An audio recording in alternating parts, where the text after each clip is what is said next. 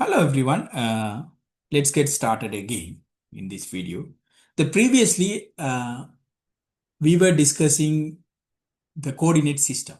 So now I'm going to explain the right hand rule. So for that I'm going to take three pen. One is the white and black, right? So this is to represent the x-axis. This purple one to represent the y-axis. Then this black one the z-axis. So now you have to follow the right hand rule. Right hand rule, what is right hand rule? We take our right hand, then keep all the fingers aligned with the x direction. If you rotate your hands towards the y direction, then your thumb shows the direction of y axis. So this is the right hand rule. This right hand rule, you can use it for anything. Only thing you have to follow the direction, x, y, z, the direction. For example, if I keep along the y-axis, if I rotate with respect to z-axis, the thumb direction now the x-axis. So all mutually individual axis will be perpendicular. That means each one perpendicular to others. The mutually perpendicular everything. But every axis follow the right hand rules. So that is, you must understand this one clearly. Try to do some practice how to use this right hand rule when the axis in the different orientations. Because it is very important when we define the vector product. Okay, so let me share the screen again. So now we will discuss here the things you studied in your mathematics. Just I'm going to convert those stuff into our sign convention, what we are going to follow in the continuum mechanics. In your mathematics, you define the axis according to the right hand rule. Then to represent this vector and tensor, you define the unit vector along each axis. So this is called vector I, then vector j, vector k. Again, I told you we use the underline for the vector, right? So these are the unit vector. What we mean by unit vector? The magnitude of the vector. How do we define any magnitude of the vector? For example, magnitude of vector A, it is this one. This is called magnitude of the vector. We use absolute value, that means modulus of A, right? Vector A. Again, if you follow your index notations, you can write like this. So this is the index notation of this one, right? Okay.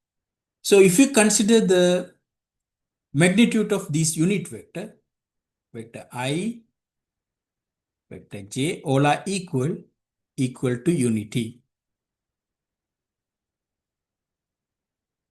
equal 1. So these things you studied in your mathematics. In continuum mechanics, we don't use x, y, z. We use the different notation. That notation I am going to draw it again here. Again, we follow the same right hand rule. Instead of x, y, z, we use x1, x2, x3. Then here we use, instead of unit vector, we use here the same notation. Like ijk, instead of ijk, we use e1, e2, e3. These are again the vector. So here, this e1, e2, e3, it's actually the unit vector, but we define these things as a base vector. So what we define as E is a base vector.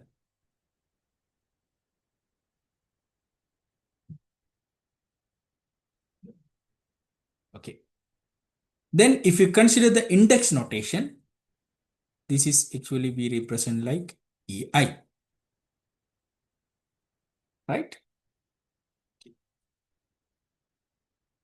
So no need to put this notation, right? If I put one free index, it's not necessary to indicate this notation, because if you have one free index, we already discussed that is the vector, right? That is the first order tensor. That is actually the vector. Okay. So now this is EI. Then if you consider the magnitude of EI is actually 1, right? Okay. Right. So now, okay, so this is the definition, right? So the definition we are using here.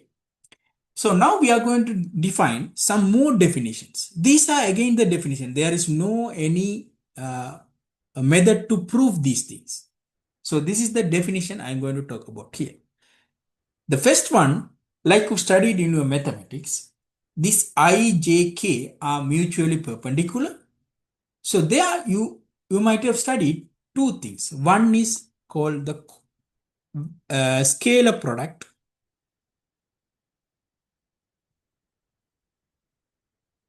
In other word, dot product.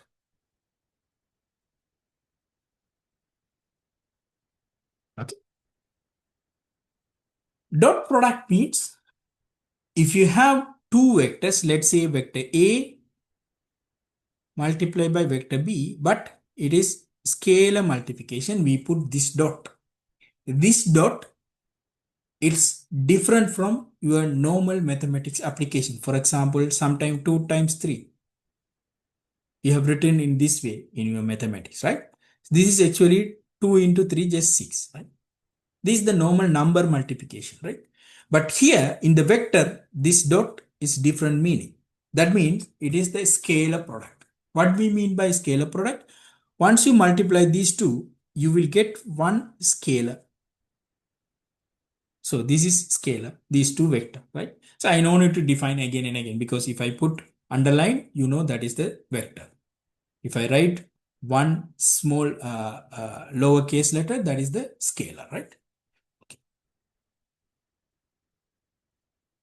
Okay, so now if you want to define this one in the uh, index notation, so that means AI.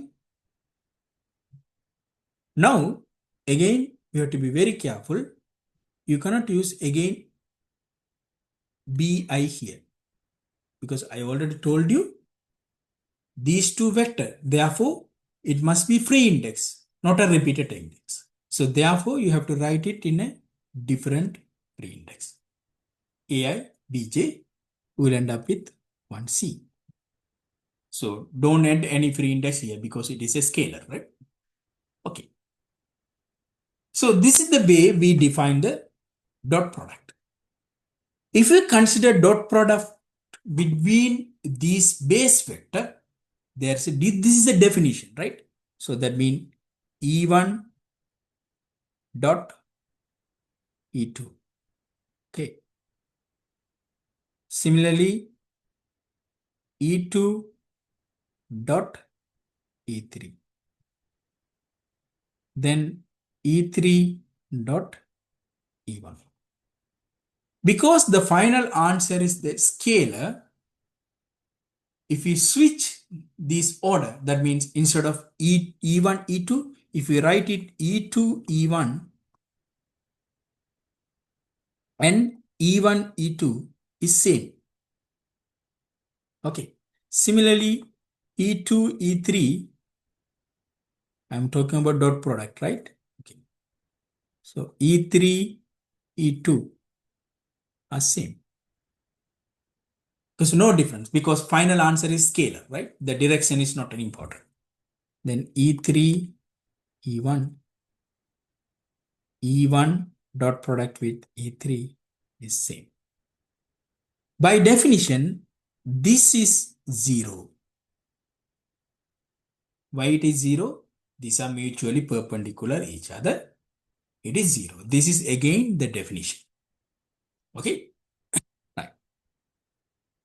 This is one important thing. You must remember this thing, right? Because this is a definition. The second one,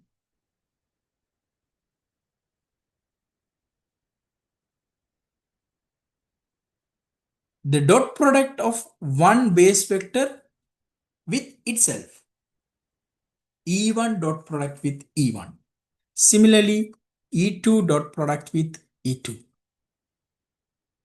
This is E3 dot product with E3. These are, by definition, it is 1. Again, this is also definition, right?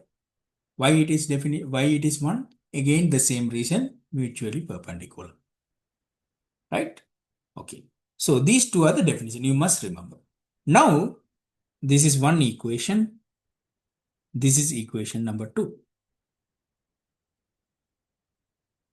So now we have to use the index notation. Because every time here you have this actually the 3 equation, right? The first equation you have 3 equation, here another 3 equation, right? Okay, so also here another 3 equation, right? So like you almost have the 6 equation, then this also it's like if you change the switch, then we change the order. So another 3 actually, all are 9 equation. These 9 equations we define using a parameter called by the parameter name is called Kronecker Delta. Kronecker Delta. Kronecker Delta, that is our delta symbols. So this is the Kronecker Delta. Again, this is the Kronecker Delta is actually a matrix, but it's not a tensor. There's a difference between matrix and tensor, right? All second order tensor, right? Second order tensor mean you have 2 free index, right? All second order tensor are matrix. Okay. But all the matrix are not second order tensor. Right? This reverse is not always true. Only the one direction is true. Why? What is the difference between matrix and tensor? We'll study later, right? We'll study. Okay. Right. So now we are going to define these things. Delta. What is delta? Delta means when you define two dot product with two base vector, that means EI dot product with EJ. What we discuss here, when this I and J are different, it is 0. When I and J are equal, it is 1. So this is the definition, right? It is 0 when I and J not equal. It is 1 when I and J is equal. Okay. If you combine these two, you will get a matrix. Matrix, you know, right? This is 1, 1, 1, 2, 1, 3, right? I and J are equal mean all diagonal component will be 1. Now the off diagonal components are 0, right? Okay. So this is actually the matrix. This matrix, we use the single notation. How we use the single notation? That means EI dot product with EJ, we define this one as delta IJ. Okay. What is this delta IJ? Actually, this matrix. We use this single notation to represent this matrix, right? Okay. So this is again the definition of Kronecker Delta. Okay. Right. Right. So this is the another thing, right? Okay. So now I will list out some of the notes regarding this index notation. This first one we already discussed, the index notation, right? That means free index, let's say free index.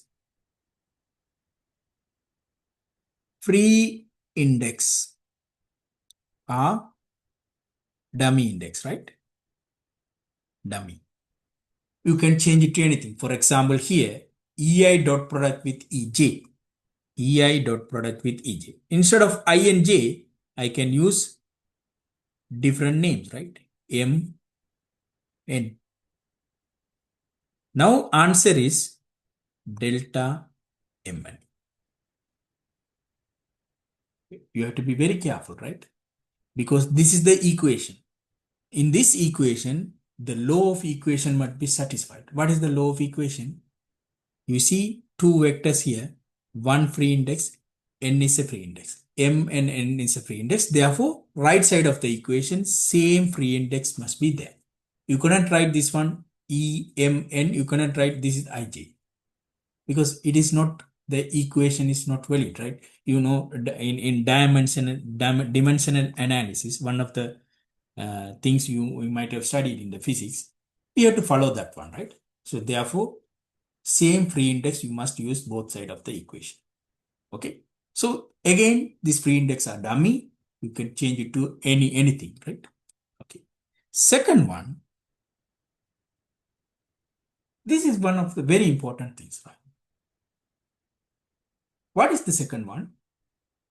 Because here in the I, when I say I here, you see I actually goes 1 to 3, right? So that means this free index always goes 1 to 3. 1, 2, 3. In continuum mechanics, wherever I put I, one free index mean, it has 3 options, 1 to 3. This is, you must remember. I don't repeat this part again and again here. Because this is, you must remember, because here we are going to deal with 3-dimension coordinate reference, right? So therefore, again, 1, 2, 3, right? Because we have three index, three option for each index, we don't repeat each free index more than twice, right? So that means free index, I cannot say free index, right? If we repeat the index, cannot say free index, right? It is a repeated index. I put repeated index, right? Repeated index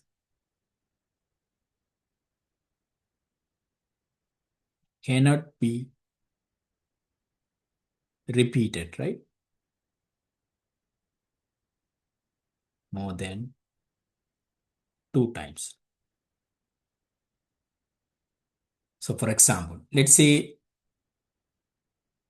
one thing, right? I, J. Okay. Okay. Right. There are many things come in my mind. I don't want to interrupt your flows. Just finish. So what is this?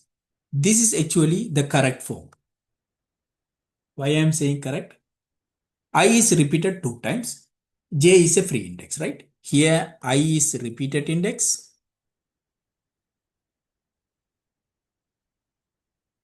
J is free index. Again, you have one free index here. So therefore you can give one more information. This is the vector, right?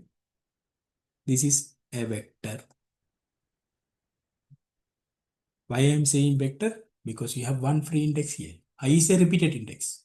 We don't count repeated index to define whether vector, scalar, or tensor, right? So this is the vector because we have one free index here. Let's see one more example. I. So this is actually wrong. You cannot write like this because here repeated index repeated more than 2. Okay. So when you use index notation, you must follow this rule. The rule number 2. Rule number 1, you know, right? That is a simple thing. Rule number 2, you must follow this one, right? Okay. Let me take one more example, right? Let's say C I J K K. This is again K repeated only 2 times. There are 2 free index. It is a correct one, right? It is correct. Then K is a repeated index. I and J are free index. Because you have 2 free index here, this is actually second order tensor. Okay, it is a tensor. Right. Number 3,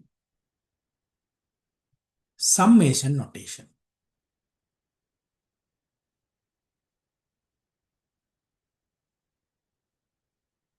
What is summation notation? If you have any repeated index means it is actually summation. It is actually this one. Because I told you in our case, the each index go 1 to 3, right? Each index goes 1 to 3, right? 1, I, 1 to 3, right? A, I. So in other words, it is actually A11, A22, A33. Right? So wherever you find the repeated index, you must remember it is actually there is a summation conversion is there, right? Instead of notation, I can say summation convention, right? Convention. Okay. Right? So wherever you find repeated index, you always have summation notation. Instead of writing these 3, we can write just AII. Okay. So this is the next thing you must remember, right? Okay. So I'll stop at this point, this video. Then we will continue the vector product in the next video, right?